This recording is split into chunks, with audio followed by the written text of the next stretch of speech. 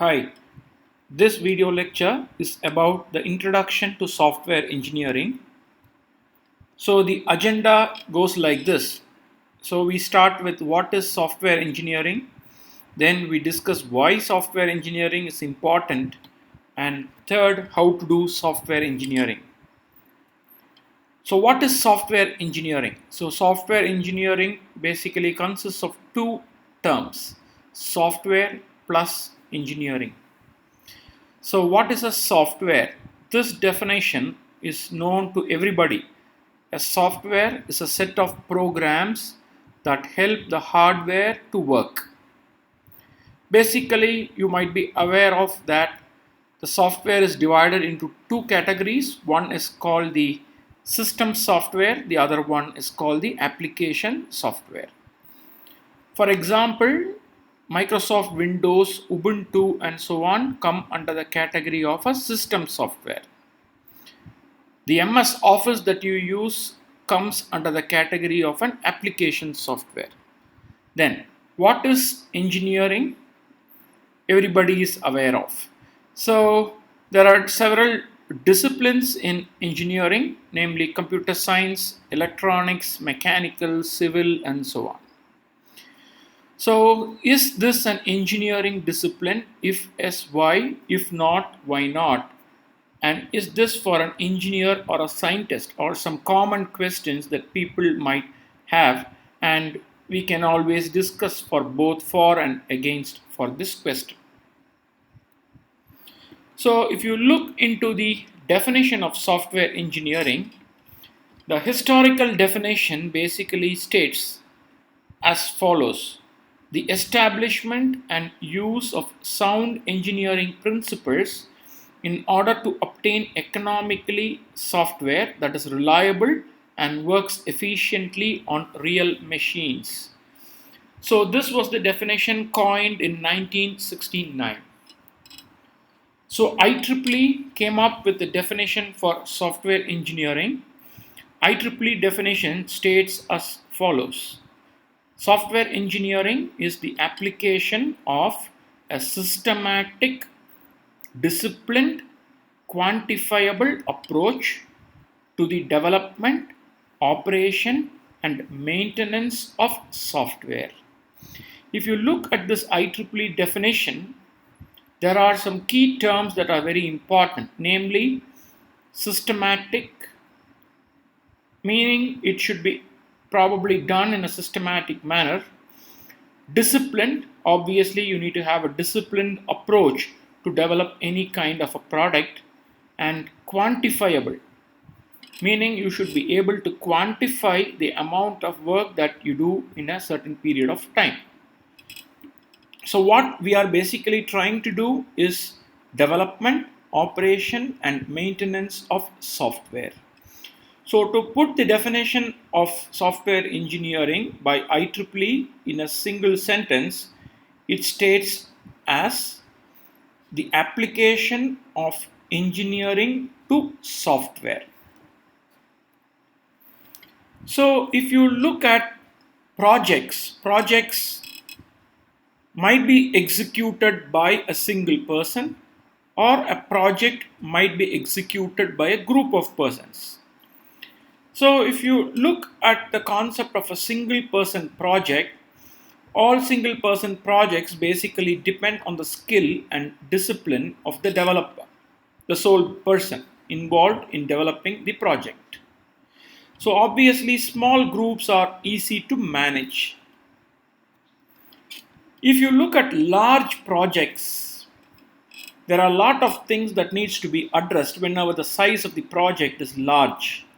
You will have high cost, heavy resources, critical nature, distributed development, and considering all of these factors, it is very important to note that it requires a more disciplined and a controlled approach. So if you look into the characteristics of software, software is developed or engineered, rarely manufactured. Software is custom built, it is rarely assembled. Software is non-material, So obviously it will not wear out. Software is very flexible, and software is also too pliable. So by pliable we mean that a software will be easy to bend or shape. So if you look into the concept of what is called a software crisis, about 1 trillion US dollars is spent every year in the United States on application development. Out of this, 635 billion is due to legacy system issues, 130 billion due to troubled projects, 500 billion due to finding and fixing defects, and so on. So, considering all of these factors, if you see certain times the number of failures and the technical debt is also higher. So if you look into the symptom of software crisis, about 10% of the client server applications are abandoned or restarted from scratch. 20% of the applications are significantly altered to avoid disaster. 40% of the applications are delivered significantly late. So why software engineering? So software engineering is important because if you do any kind of a development of a product on an ad hoc basis, then there is going to be a crisis. There will obviously be problems in the requirements and design itself before you move on into development. So roughly only about 2% of the projects are basically delivered as executed. So about 98% of the project requires huge rework. In that, if you see, 45% are delivered but never used, 30% are paid for but are not delivered, 20% requires extensive rework, but at the end of the day you just probably abandon it, and so on. And so obviously if you look at the overall percentage, only 2% of the projects are used as delivered, and this significant number shows why software engineering is definitely important to execute a project. So what factors contribute to project success? There are 10 factors called the chaos 10. So something like executive management support, then standard software infrastructure, reliable estimates, formal methodologies, experienced project managers, and so on. So if you look at what factors could probably contribute to project failure, definitely there are certain key factors like unrealistic expectations, unclear objectives, lack of user input, changing requirements and specs, incomplete requirements and specs, lack of resources, technology incompetency, lack of executive support, and so on. So if you look at certain factors that might lead to the success or the failure of a project, so appropriate senior management levels of commitment to the project is needed, adequate project funding is definitely required, a well done set of project requirements and specs are required for the success. Then an objective assessment of the ability and willingness of the organization to stay is also important. So these are certain reasons that are factors that could probably contribute to the success or failure of a project. So there are some things called the software myth. So what is myth? Not true, untruth. So what are the software myths with respect to the management perspectives? As long as there are good standards and clear procedures in my company, I should not be too concerned. True or false? Definitely false. Why? Because You can have any kind of good standards and procedures, document it very well and keep it in the shelf, but the proof of the pudding is in the eating, not in the recipe. The second myth says, as long as my software engineers have access to the fastest and the most sophisticated computer environments and state of the art software tools, I should not be too concerned. So, this is again false. Why? Because the environment is only one of the several factors that will probably determine the quality of the end product. The next myth says, when my schedule slips, what I have to do is to start a firefighting operation, add more software specialists, those with higher skills and longer experience. They will bring the schedule back on rails. So this might work out if, for example, you encounter a problem in the motor industry where you probably manufacture cars. If a set of people leave the organization in the middle, you can hire a few employees on contractual basis, train them for a couple of weeks, and then employ them so that the job is more or less monotonous in nature. But unfortunately, the software industry does not work like that. So it will not entertain schedule compaction beyond a limit. With respect to the customer perspectives also, there are some myths. So it says a general statement of objectives is sufficient to get started with the development of software. Missing requirements can be filled in later. So this is also not true. So you should have a set of clear objectives or requirements at the start of the project. Later, without any doubt, you can always go for probably adding more of requirements. That should not be a problem, because software industry is too dynamic in nature. So the requirements cannot be static, but definitely requirements need to be clear and unambiguous. So once the software is demonstrated, the job is done? No. So if you take any kind of a small product that you buy for a couple of thousands of rupees, so those come with what is called a manufacturer warranty or a seller warranty. Definitely manufacturer warranty is better. So because the next day the seller might shut shop and leave. So if you look at the manufacturer warranty for a normal mobile phone that you buy, you might get sometime between 6 months to 12 months. So anything goes defective during that time, so the manufacturer is bound to exchange the product without any cost involved.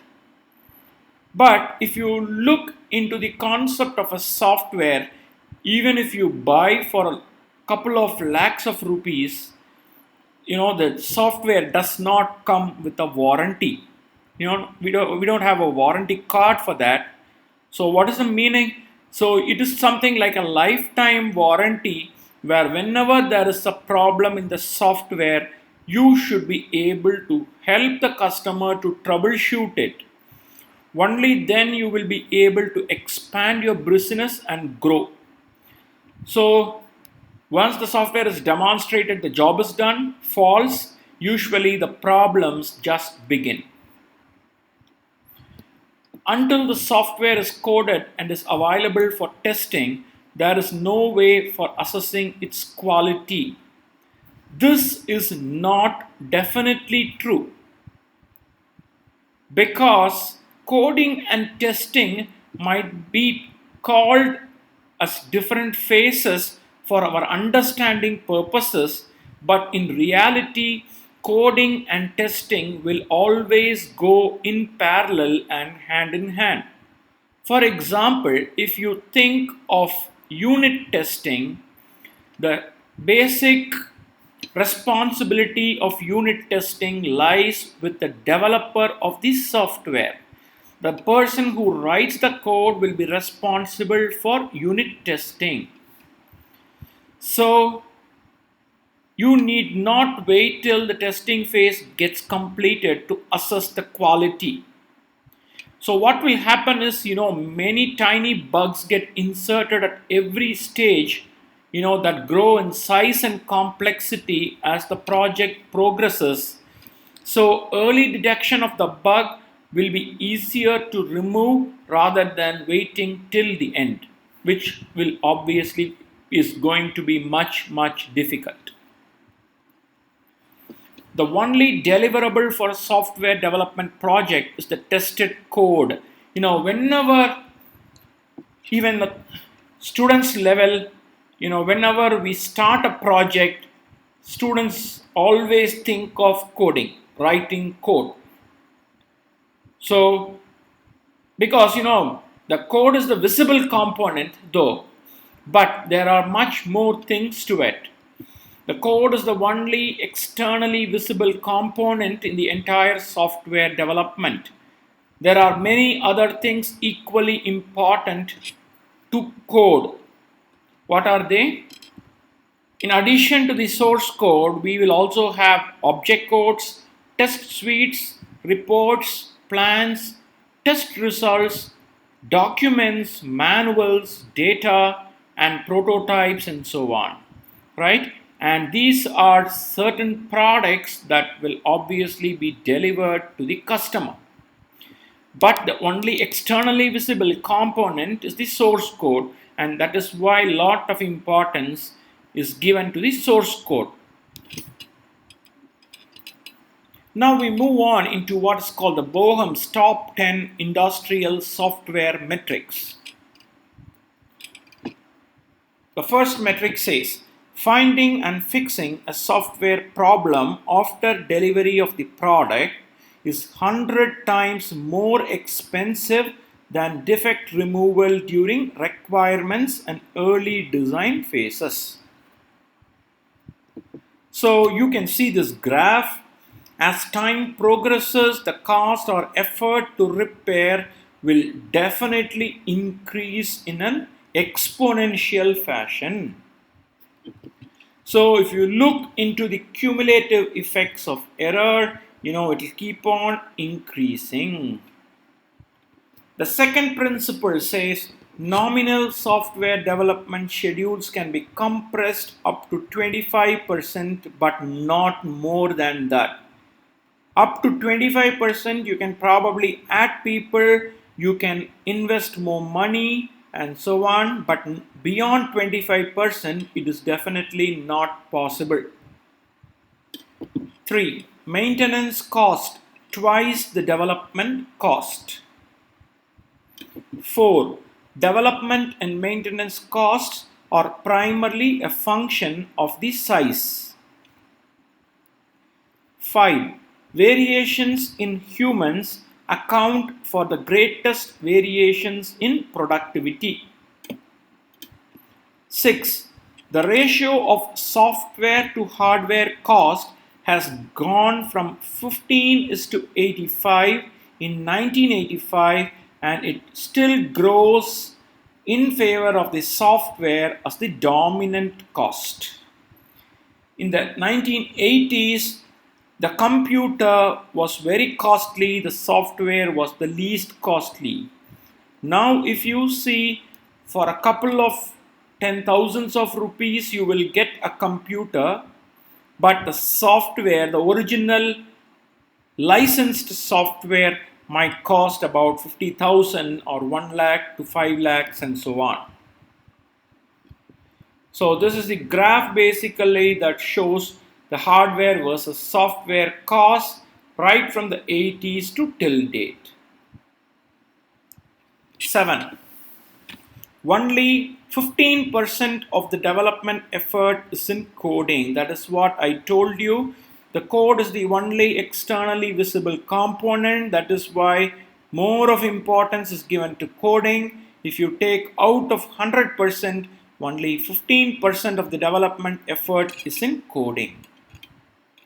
So you can see these charts, graphs, If you take the traditional environment, you can see some split up, structured techniques, and case. It is computer aided software engineering. If you take more of percentage, about 40 plus goes for analysis, design, and so on, and coding and testing consume the rest of the percentages and so on, but more of emphasis is given to testing as well in case.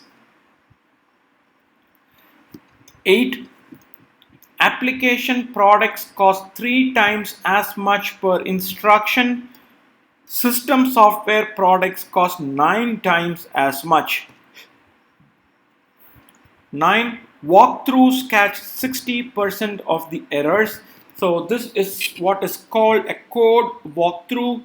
A code walkthrough is a formal review technique. The method of doing a code walkthrough is simple. What you do is print out the entire code, hard copy on sheets of paper, and you do a thorough walkthrough of the code line by line, and definitely this would catch 60% of the errors. So the 10th one says many software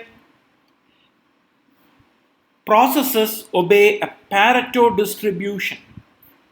There is something called the Pareto principle, 20-80 rule. So the Pareto distribution says like this: 20% modules contribute to 80% of the total cost.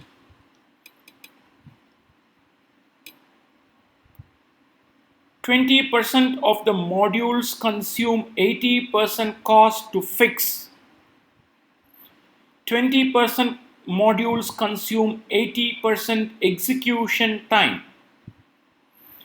20% of the tools account for 80% of the usage. This is most common. You might install n number of apps on your mobile phone, but we might use about 10 to 15% of the apps only on a day-to-day basis. That is called the Pareto distribution, 20-80 rule. So before we close, there are some popular quotes which I would like to read. The first 90% of the code accounts for the first 90% of the development time. The remaining 10% of the code accounts for the other 90% of the development time. This was a famous quote from Tom Cargill of the Bell Labs. Mitch Radcliffe says, a computer lets you make more mistakes faster than any other invention in human history, with the possible exceptions of handguns and tequila. C.A.R. Hoare says, there are two ways of constructing a software design. One way is to make it so simple that there are obviously no deficiencies. The other way is to make it so complicated that there are no obvious deficiencies. The first method is far more difficult. Gerald Weinberg says, if builders built buildings the way programmers wrote programs, then the first woodpecker that came along would destroy civilization. Dijkstra says, if debugging is the process of removing software bugs, then programming is the process of putting them in. Bill Gates from Microsoft says, measuring programming progress by lines of code is like measuring aircraft building progress by weight. Rich Cook says, programming today is a race between software engineers striving to build bigger and better idiot-proof programs, and the universe trying to produce bigger and better idiots. So far, the universe is winning. And Ralph Johnson says, before software can be reusable, it first has to be usable. That's interesting. So thank you. This lecture has given an overview of software engineering, what software engineering is, how to do software engineering, what are the pros and cons of doing software engineering, the Boehm's top 10 industrial metrics, and on a lighter note, some popular quotes from popular people across the globe. So, thank you for your patient listening. Thank you once again.